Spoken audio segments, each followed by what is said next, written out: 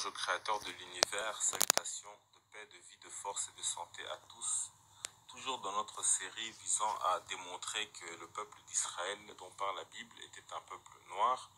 Aujourd'hui, on va s'attarder et s'intéresser à la personne de Moïse, le plus grand prophète de l'Ancien Testament et personnalité la plus importante du judaïsme avec Abraham.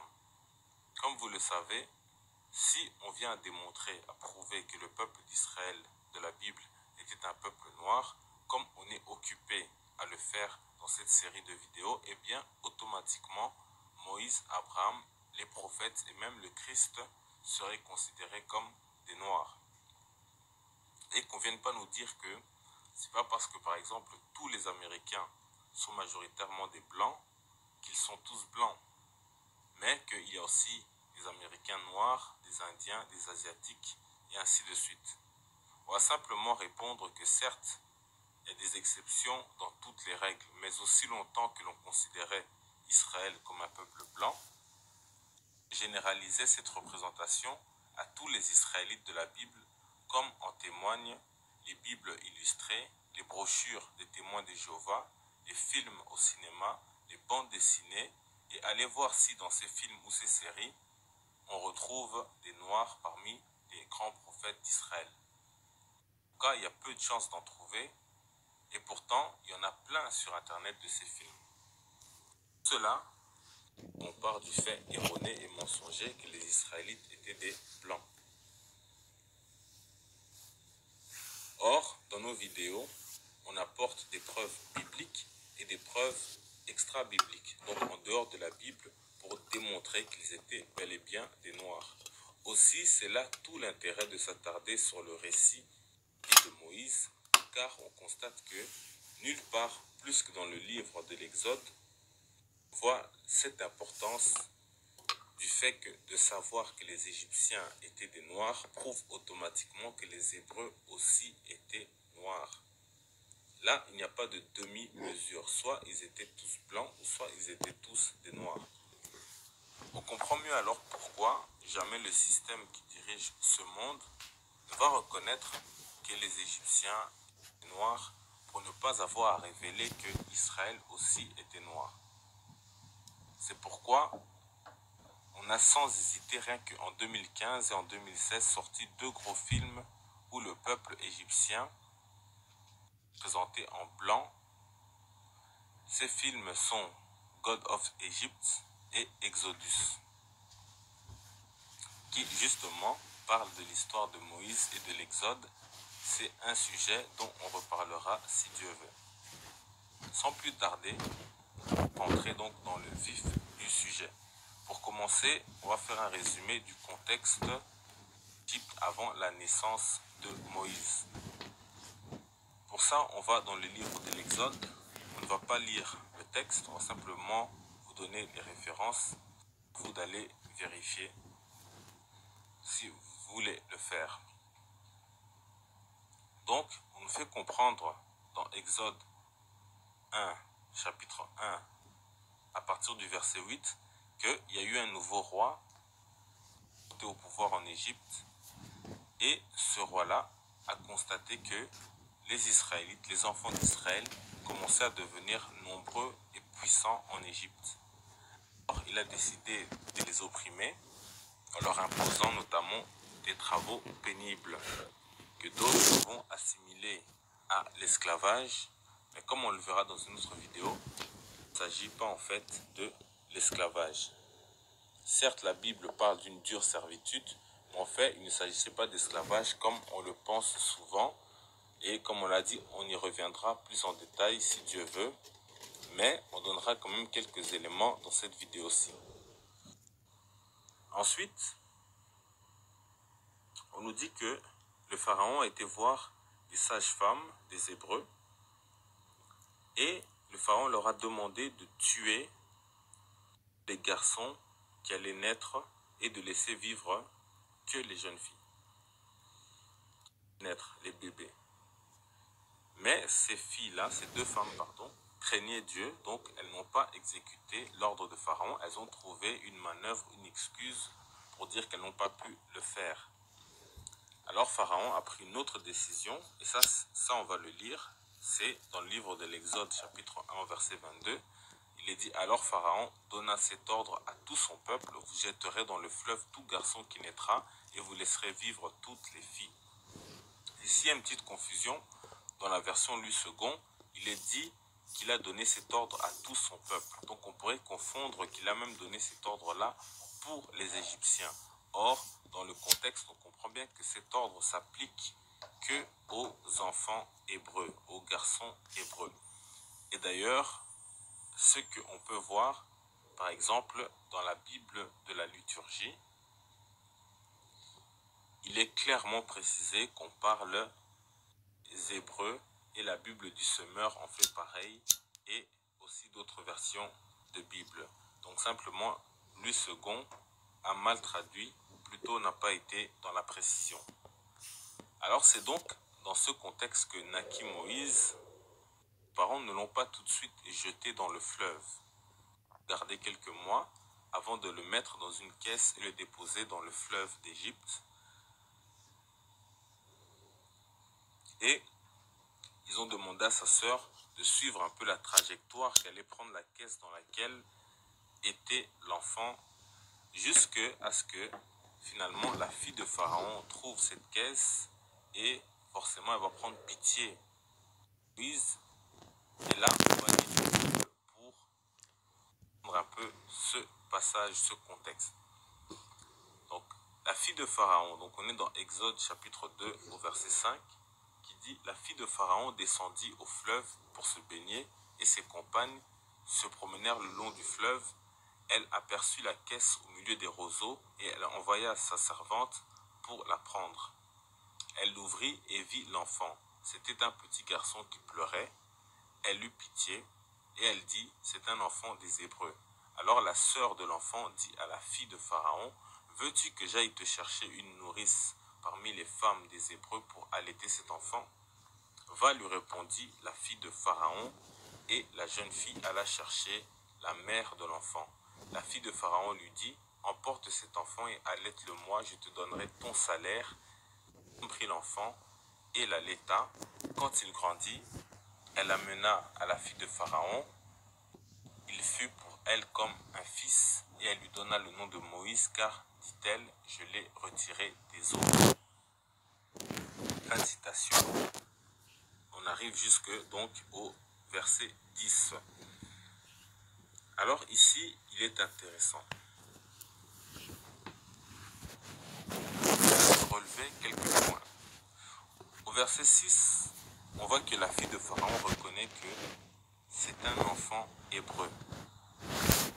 Et certains pourraient penser, c'est parce qu'il était blanc. Non, c'est non pas parce que l'enfant était blanc, mais parce qu'elle savait que son père avait donné l'ordre de jeter tous les enfants des Hébreux mâles dans le fleuve. Donc c'est ainsi qu'elle pouvait déduire que c'était un enfant des Hébreux et non pas parce que c'était en rapport avec sa couleur de peau. On nous dit maintenant que la sœur parla à la fille, la sœur de Moïse, qui suivait la trajectoire de la caisse dans laquelle était Moïse. La sœur parla à la fille de Pharaon et propose donc à celle-ci de lui trouver une femme hébreu pour allaiter l'enfant. Déjà, c'est surprenant que la fille, une jeune fille d'un peuple d'esclaves, vienne comme ça pouvoir parler à la fille du roi d'Égypte qui, lui, déteste les Hébreux. Ça, c'est une chose. Ça montre que les relations, même dans le message que veut faire passer la Bible, n'étaient pas aussi critiques qu'on pourrait le penser entre les Égyptiens et les Hébreux. Et en plus, elle fait une proposition, donc, d'amener une femme hébreu. Donc, elle précise bien que c'est une femme hébreu qu'elle va amener pour allaiter cet enfant d'hébreu. Et la fille du pharaon, non seulement elle accepte, mais en plus, quand la mère donc de Moïse arrive, puisque cette femme hébreu que la sœur de Moïse a proposée n'était autre que la véritable mère biologique de Moïse, donc lorsqu'elle va arriver, la fille de Pharaon va accepter donc qu'elle allaite Moïse pendant quelque temps et en plus va lui offrir un salaire. Donc la question qu'on pose à ceux qui disent que c'était l'esclavage et ainsi de suite, est-ce qu'on offre un salaire à une esclave? L'esclave, par définition, appartient à son maître. Donc l'esclave ne s'appartient même pas à lui-même. Donc forcément, même quand on lui donne un salaire, ce salaire retombe dans la poche du maître puisque l'esclave appartient au maître. Donc on comprend que les choses sont bien plus complexes, mais comme on a dit, on en reparlera dans une autre vidéo. Si Dieu veut. Enfin, on nous dit que elle lui a donné un nom, mais elle va l'élever comme son propre fils. Donc on parle ici de la fille de Pharaon. Donc Moïse va être élevé comme un prince. Et dans le livre des Actes des Apôtres, il est dit au chapitre 7, verset 20, « À cette époque naquit Moïse qui était beau aux yeux de Dieu. Il fut nourri 3 mois dans la maison de son père, et quand il lui était exposé, la fille de Pharaon le recueillit et l'éleva comme son fils. Moïse fut instruit dans toute la sagesse des Égyptiens, et il était puissant en parole et en œuvre. Il avait 40 ans lorsqu'il vint dans le cœur de visiter ses frères, les fils d'Israël. » Et ce passage qui s'arrête au verset 23, ce passage confirme le fait que Moïse était instruit dans toute la sagesse des Égyptiens. Tout le peuple, les hauts dignitaires donc de Pharaon, qui offraient justement cette sagesse, qui dispensaient la sagesse et la connaissance dans les temples. Et c'est là que Moïse a grandi. On ajoute aussi que c'est seulement à l'âge de 40 ans, donc longtemps après qu'il est allé vers ses frères israélites. Donc forcément, il est sorti du palais, il a grandi, il a vu les réalités de son pays, il a vu qu'il y avait des différences de traitement entre les uns et les autres, et peut-être épris de justice ou quoi, il va même prendre part pour un Hébreu qui était maltraité par un Égyptien. On connaît la suite, mais on va pas parler de cela. Ce qui est intéressant simplement, c'est que il lui a fallu 40 ans pour qu'il aille du côté des Israélites. Non pas pour vivre avec eux, la Bible ne parle pas de ça, mais simplement, il était allé auprès d'eux, il est allé les visiter. Dans le film Exodus, c'est pour une mission bien précise. Ainsi, il est fort probable que lui-même Moïse ne savait pas ou ne se considérait pas qu'il était un Israélite avant cet âge avancé de 40 ans. Or, on voit qu'il a grandi comme un prince, et ce, devant Pharaon, ce même Pharaon qui détestait les Hébreux et qui voulait faire mourir les enfants mâles des Hébreux, dont Moïse lui-même. Et Pharaon ne pouvait pas savoir que Moïse était un Hébreu, car si les Hébreux étaient des Blancs et que les Égyptiens étaient des Noirs, forcément Pharaon l'aurait su, il aurait reconnu Moïse facilement et il l'aurait fait mourir, puisqu'on nous dit que ce Pharaon-là était un homme cruel. Et même sa propre fille n'aurait pas osé désobéir à son père, parce que la parole d'un pharaon dans l'Égypte antique était sacrée. Nul ne pouvait contester, ni même ses propres enfants. Donc pour comprendre mieux ce genre de roi, il faut lire par exemple le livre de Esther, chapitre 1, du verset 10 jusqu'au verset 22, que on va résumer rapidement. En fait, il y avait un grand roi qui dominait un grand empire. Un jour, il a fait un festin, une fête, il a invité des personnes, entourage, et il était ivre, trop bu, et il voulait montrer la beauté de sa femme à ses invités.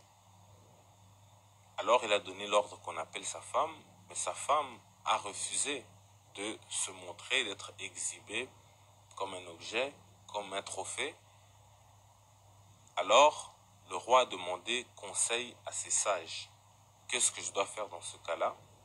Les sages lui ont dit que non seulement, bien sûr, elle a fait affront au roi, mais pas que au roi, mais à tous les dignitaires, à tous les princes de ce grand empire et à tout le peuple. Parce que maintenant, toutes les femmes vont commencer à mépriser leur mari. Quand leur mari va leur dire quelque chose, elles vont refuser en disant que le roi avait demandé à sa femme quelque chose et sa femme a refusé. Donc ça va devenir un comportement dans la population. Donc les sages ont dit au roi de repudier sa femme, de divorcer d'elle, de la renvoyer chez elle, de prendre une nouvelle femme. Et ils ne se sont pas arrêtés là, ils ont fait passer une loi qu'ils ont distribuée dans tout l'empire pour que sache comment doit être la relation entre un homme et une femme conformément à ce qui venait de se passer. Donc vous voyez que un grand roi, lorsqu'il prend une telle décision, ce n'est pas quelque chose qu'on peut prendre à la légère. Donc chaque ce qui est posé compte, et si l'autorité du roi est remise en question, même par un proche, un membre de sa famille, cela peut poser problème dans tout l'empire, parce que les gens vont se dire comment un roi qui n'arrive pas à tenir sa propre épouse, sa propre fille, son propre fils, peut tenir tout un peuple. Et il en était de même pour ce qui concerne le pharaon de l'Exode. Or, en plus, dans le livre d'Esther, c'est une affaire conjugale, tandis que dans le livre de l'Exode avec le pharaon, c'est une affaire d'État. Ce qui est bien plus grave de contester une telle décision, même par un membre de sa propre famille. Ainsi, nous pouvons dire sans hésiter que le pharaon ne savait pas que Moïse était hébreu, car il était noir comme tous les Égyptiens. C'est d'ailleurs ce que nous montre le film Exodus, car il y a même une scène où clairement on voit Moïse devant donc le nouveau pharaon qui est dans le doute. On lui a appris que Moïse était un hébreu, mais comme dans le film le pharaon est déjà un homme blanc, Moïse est un homme blanc, alors forcément il se pose plus facilement des questions. Mais si on avait représenté les Égyptiens conformément à la réalité comme étant des hommes noirs, et que on avait trafiqué les Hébreux en faisant d'eux des hommes blancs, ben forcément il n'aurait plus de doute. Il dirait directement, toi tu n'es pas des nôtres. Alors, voilà pourquoi donc, comme on l'a déjà dit, ils les ont mis tous en blanc. Ils ne pouvaient pas faire de demi-mesure, c'était soit tous en noir ou tous en blanc. Évidemment, ils ont choisi de les mettre tous en blanc. Donc, on voit dans la scène le pharaon d'Égypte qui fait venir, donc le prince héritier, le pharaon héritier qui fait venir la sœur de Moïse et pose des questions en menaçant de couper son bras si elle répondait mal à la question est-ce que Moïse est un hébreu ou pas.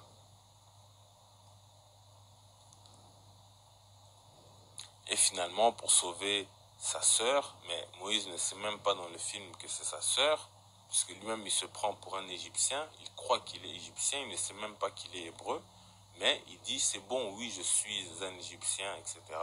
Je suis un hébreu, pardon, je suis un hébreu, et donc c'est comme ça qu'il va être chassé, etc. Donc on connaît la suite du film, mais on voit clairement que on ne connaissait pas l'origine hébreu de Moïse, ni le pharaon qui était donc le père de la fille donc qui a en fait adopté Moïse, ni bien sûr son prince héritier qui a grandi avec Moïse, qui était l'ami d'enfance de Moïse dans le film Exodus. L'idée même de découvrir que Moïse était un hébreu fait partie intégrante de l'intrigue du film. D'ailleurs, on va regarder un extrait de ce film. Je vais te poser des questions qui vont peut-être te sembler étranges, mais contente-toi d'y répondre et de dire la vérité. Comment as-tu connu Moïse? Je sais bien comment je l'ai connu. Comme toi. Je vous ai élevé. Alors tu n'es pas sa sœur, comme on dit. Bien sûr que non. Pas hébreu. Non.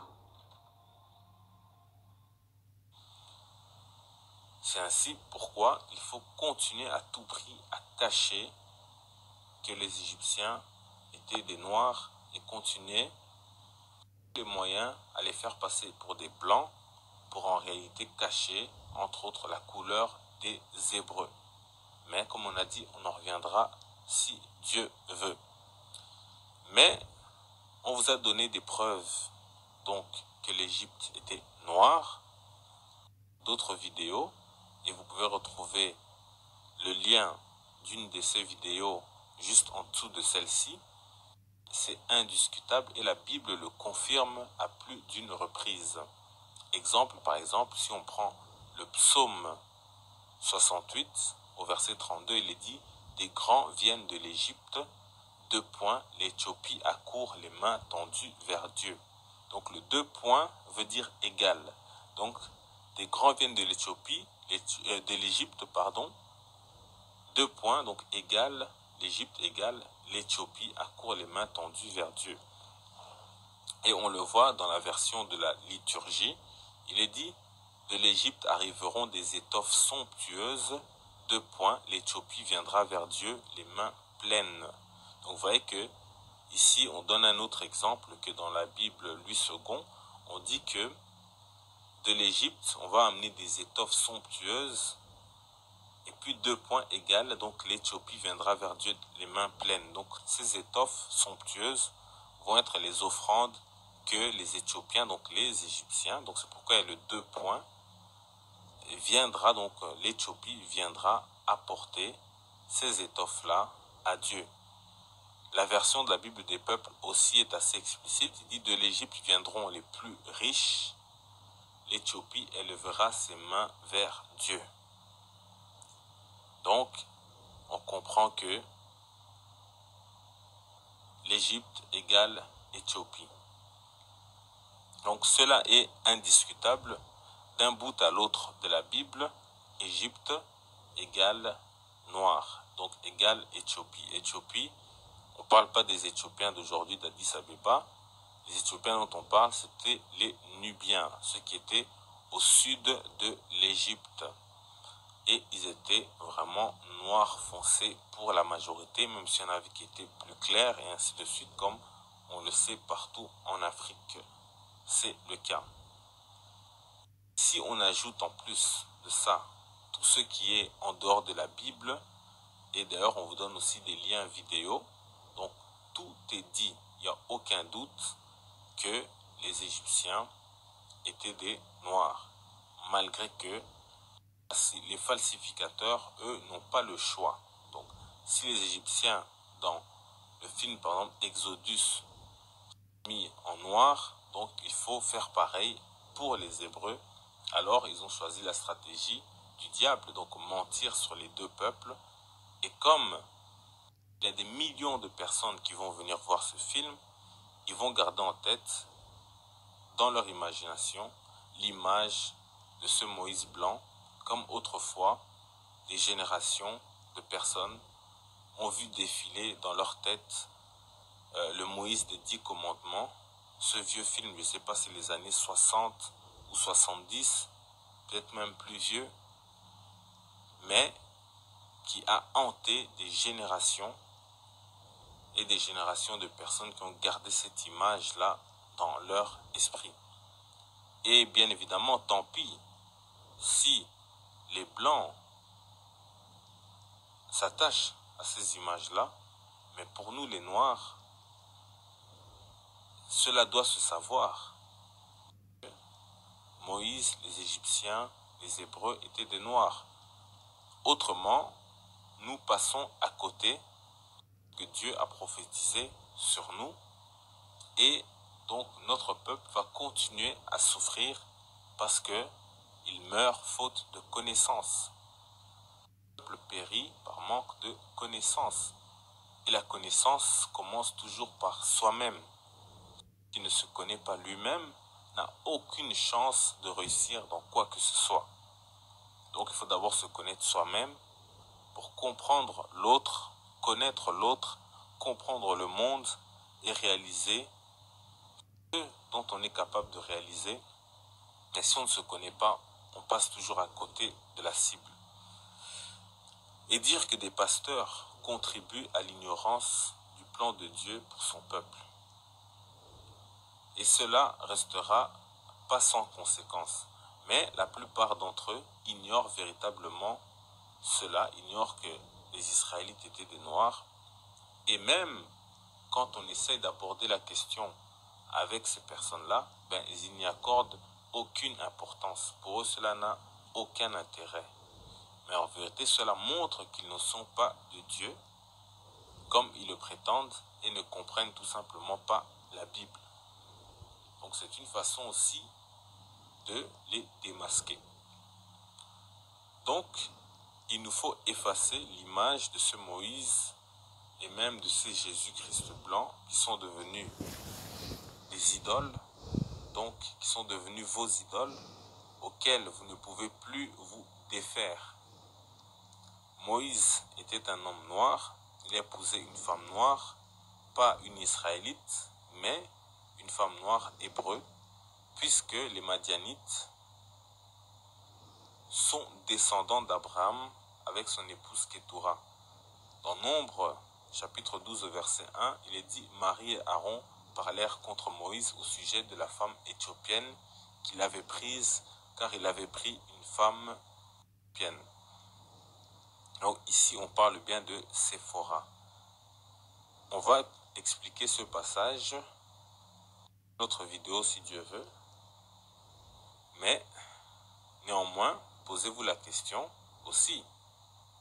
Abraham a épousé Kétoura, une Madianite, une femme noire, et les Madianites, comme on l'a dit, ce sont des Noirs, des Hébreux. Ils descendent tout simplement d'Abraham avec son épouse Kétoura. Ce sont des Noirs, comme vous venez le voir dans le livre de Nombre 12 au verset 1. Ce ne sont pas des métis ou quoi que ce soit. Abraham avait épousé déjà Agar, une Égyptienne noire, Sarah, une femme noire qui venait du même pays que lui, Abraham. Et toute la région, en réalité, toute la région était composée que d'habitants à la peau noire.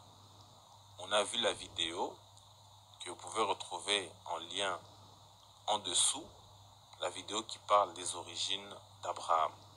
Donc lui-même, il était noir, il a vécu à Canaan, il était originaire de la Chaldée.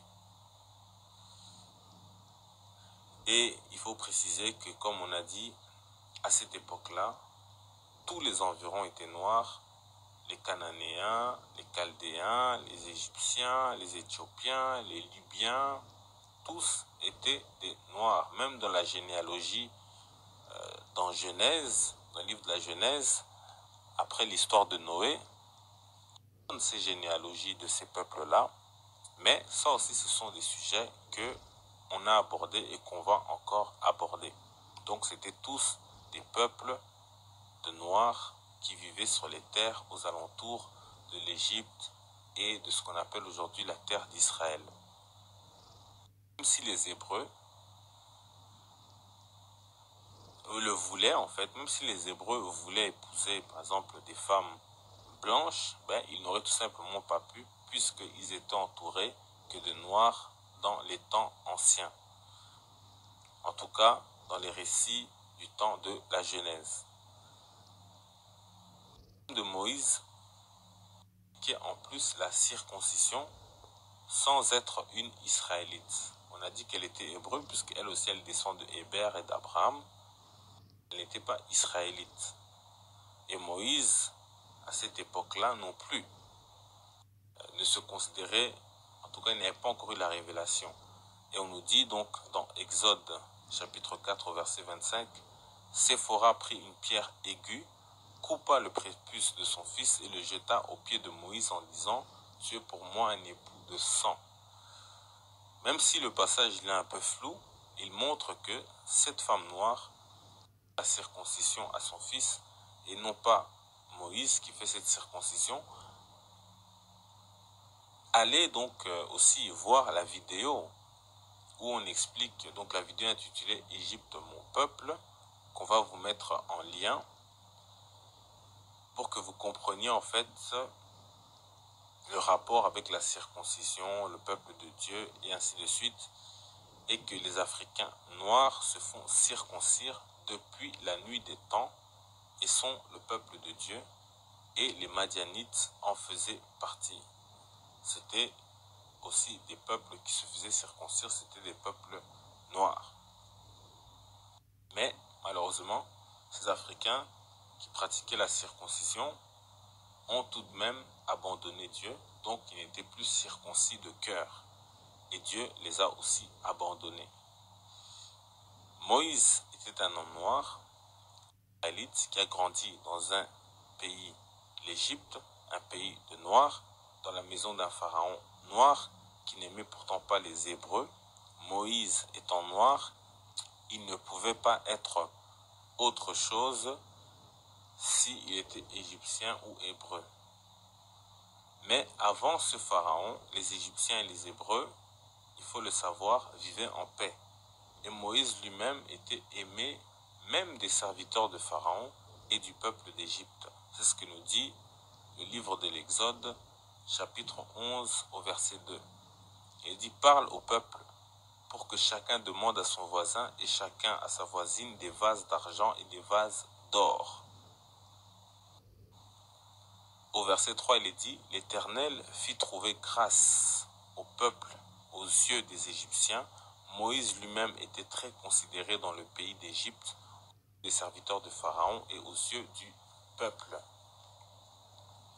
Donc, Israël a trouvé grâce aux yeux des Égyptiens et Moïse lui-même était déjà considéré. Donc, on voit que, une fois de plus, la relation entre les Égyptiens et les Hébreux était cordiale, en de bons termes, avant l'arrivée de ce pharaon cruel. Donc, on vous dit que les Égyptiens, souvent, c'est ce qu'on nous dit à propos des Égyptiens, qu'ils étaient qu'une bande d'idolâtres et de magiciens. En réalité, ça c'est pour vous dégoûter des Égyptiens et ne pas chercher à savoir plus vous-même en réalité, puisque vous êtes les descendants des Égyptiens, tout comme vous êtes les descendants des Israélites, puisque dans une autre vidéo encore, on a montré qu'il s'agit en réalité d'un même peuple. Et donc, en réalité, on veut vous dégoûter donc des Égyptiens afin que vous ne cherchiez pas à savoir plus sur vous-même, de peur que vous ne puissiez acquérir la sagesse de vos ancêtres égyptiens. Il est dit dans Actes chapitre 7 au verset 22. Moïse a eu accès à cette sagesse des Égyptiens et on sait quel grand homme il a été. Et même avant d'avoir la révélation, c'était déjà un homme illustre, respecté, aimé, qui avait reçu donc toute la sagesse des Égyptiens, cette sagesse que l'on méprise aujourd'hui parce qu'on ne comprend pas les Écritures, on ne comprend pas la Bible, alors on écoute des pasteurs qui ont été endoctrinés tout simplement par un enseignement qui leur est venu tout simplement de l'Église catholique, de l'Église protestante, qui était là depuis la colonisation des pays d'Afrique, depuis l'esclavage, et c'est eux qui ont inculqué cette mentalité d'esclave à suivre des idoles, c'est Moïse blanc, c'est Jésus blanc, au lieu de maintenant ouvrir les yeux pour connaître la véritable libération. Et pourtant, dans Exode, chapitre 8, au verset 19, à propos des Égyptiens, qui soi-disant ne connaissaient pas Dieu, il est dit « Et les magiciens dirent à Pharaon, le doigt de Dieu. Le pharaon aussi, qui avait vécu au temps de Joseph, avait reconnu Joseph comme étant un homme de Dieu. Il lui a même donné les commandes de tout le pays d'Égypte. Donc dire que les Égyptiens ne connaissaient pas Dieu, c'est simplement ne pas connaître la Bible, ne pas la comprendre. Donc retenez que le livre de l'Exode vous indique que les Hébreux sont noirs, car les Égyptiens sont noirs, que Moïse était noir. Ainsi, le Christ, s'il était israélite, alors aussi il était noir. Enfin, on va lire un autre passage important du livre de l'Exode. Exode chapitre 2 au verset 19. Elles répondirent, un Égyptien nous a délivrés de la main des bergers, et même il nous a puisé de l'eau et a fait boire le troupeau. Ici, ce sont les filles de Jéthro qui parlent à leur père de Moïse. Donc, elles appellent Moïse cet Égyptien. Et parmi ces filles, justement, Moïse, plus tard, va en épouser l'une d'entre elles, qui s'appelle Séphora, donc cette Madianite, cette femme noire. Donc, nombreux noirs, justement, pensent que si elles disent « c'est un Égyptien », c'est parce que elles ont vu que Moïse était noir. Eh bien non, puisqu'on a dit tout à l'heure que tous ces peuples-là étaient de toute façon des noirs. Ces filles, leur père, Moïse, les Égyptiens, les Hébreux, les Madianites, tous étaient des noirs. Donc, c'est pas parce que tu as vu un noir aujourd'hui que tu vas dire « Ah, tiens, il est sénégalais ». Ben, les Maliens, c'est aussi des noirs. Donc, si toi-même, tu es peut-être burkinabé et que tu vois un noir, tu vas dire « Ah, il est sénégalais ». Non, il peut être malien, il peut être guinéen, il peut être congolais, il peut être ivoirien, il peut être camerounais, etc. On est dans un contexte de peuple noir. On peut dire que peut-être donc Moïse avait discuté avec elle et leur a dit qu'il était égyptien. Après tout, Dieu ne s'était pas encore révélé à lui pour lui dire qu'il était hébreu et lui avait parlé d'Abraham, d'Isaac et Jacob. Aussi, les Hébreux, quand ils sont en Égypte à ce moment-là, ils le sont depuis plusieurs générations. Il n'existe pas de nation hébreu avec une langue, une écriture, une culture, des mœurs précises, puisque c'est Moïse qui va justement fonder cette nation, qui va fonder la religion et ainsi de suite pour les distinguer véritablement des Égyptiens. Or, ce même Moïse n'avait pas encore eu la révélation à ce moment-là de l'histoire.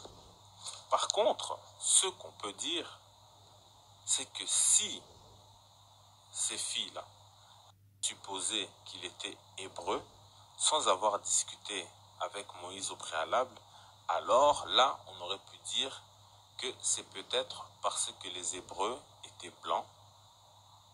Donc, c'est pourquoi elles ont dit « Ah, c'est un Hébreu ».